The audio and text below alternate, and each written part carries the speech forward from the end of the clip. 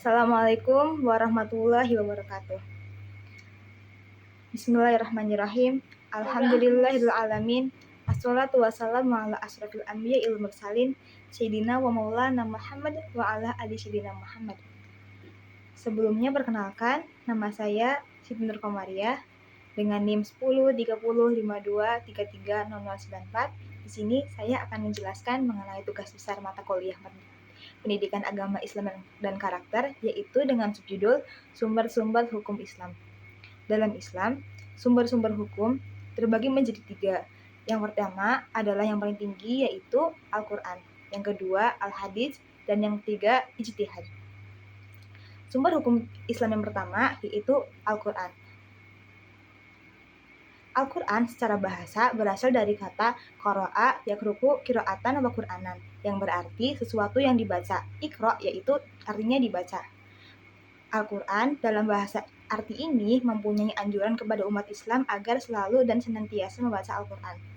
Sedangkan secara istilah, Al-Quran berarti firman Allah yang diturunkan kepada Nabi Muhammad melalui malaikat Jibril sebagai petunjuk bagi umat Islam, dan semua umat. Sejarah turunnya Al-Quran, yaitu secara singkat, Al-Quran diturunkan ketika Nabi Muhammad berada di Gua Hiro. Saat itu Nabi Muhammad berusia 40 tahun pada tahun 610 Masehi. Nabi Muhammad kemudian didatangi oleh malaikat Jibril yang memberi wahyu pertama kepada Nabi Muhammad.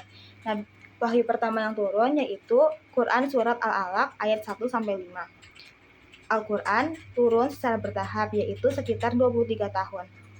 Turunnya Al-Quran berangsur-angsur tergantung dengan permasalahan sosial yang terjadi pada saat itu. Sejarah turunnya Al-Quran dibagi menjadi 2 periode, yaitu periode Mekah dan periode Madinah. Pada periode Mekah, ayat-ayat yang turun adalah ayat-ayat Makkiyah, yaitu ayat yang berisi tentang anjuran-anjuran yang kebanyakan berisi mengenai tentang akidah dan ajaran-ajaran tauhid. Periode Mekah ini menurunkan 86 surat dalam jangka waktu kurang lebih sekitar 12 tahun 5 bulan.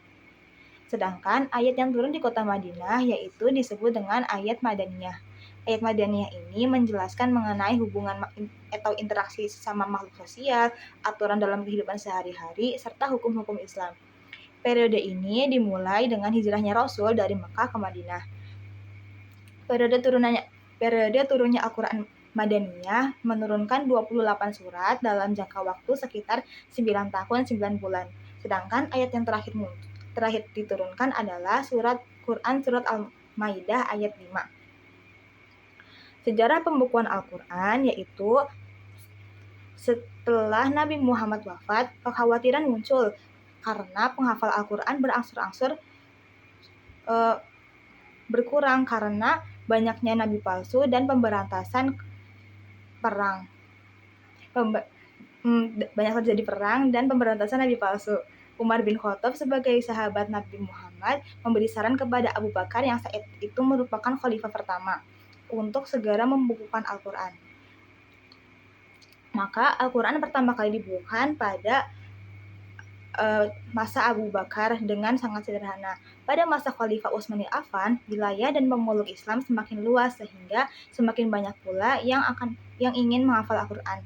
Namun Al-Quran saat itu banyak versi yang berbeda-beda yang menjadikan mereka menjadi bingung. Oleh karena itu, Utsman bin Affan mengambil kebijakan baru untuk membukukan Al-Quran dan menyamakan penulisan Al-Quran.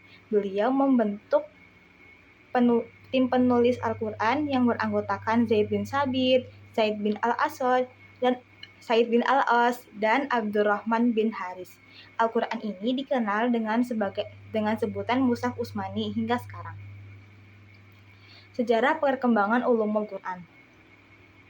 Salah satu sahabat Ali bin Abi Thalib sebagai khalifah ketiga yaitu Mana Al-Qattan. Mana Al-Qattan disebut sebagai pencipta i'rab dan penulisan harokat. Harokat pertama kali dibuat oleh Abu al-Aswad al-Daudi yaitu karena kegelisahannya melihat banyaknya terjadinya kesalahan dalam pembacaan Al-Quran. Karena kesalahan pembacaan Al-Quran akan menyebabkan terjadinya salah arti. Setelah itu, nama-nama Al-Quran.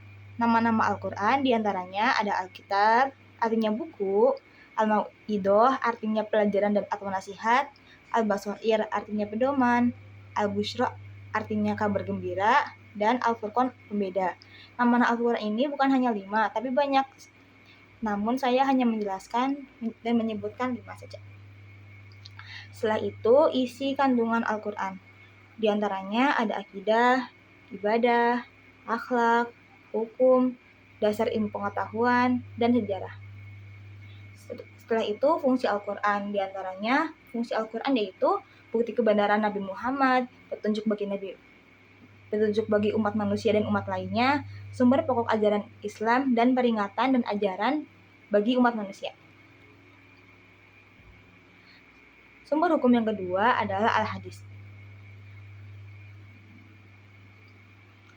Al-Hadis secara bahasa yaitu berarti berbicara, perkataan, atau percakapan.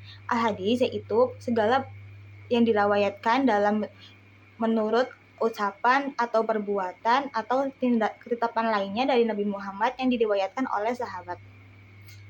Sumber Al-Hadis ini dimaknai sebagai sunnah. Bagian atau istilah hadis ada 4, yaitu rawi yang artinya orang yang meriwayatkan hadis dari Nabi. Yang kedua ada sanad atau rantai penutur atau rawi hadis. 3, matan yaitu redaksi dari hadis. Dan yang keempat adalah muharrif mudawin yaitu pembuku, pencatat atau pendaftar hadis. Sandaran-sandaran hadis diantaranya ada hadis marfu yaitu hadis yang disandarkan dari Nabi Muhammad SAW yang dirawayatkan dari sahabat, tabi'in, dan lain-lain. Kemudian hadis maquf yaitu hadis yang disandarkan dari sahabat dengan syarat tidak ada tanda-tanda marfu. Hadis maqtu yaitu hadis yang disandarkan dari para tabi'in, dan lain-lain. Hadis qudsi yaitu kalam Allah yang tidak tertulis tapi disampaikan melalui Nabi Muhammad.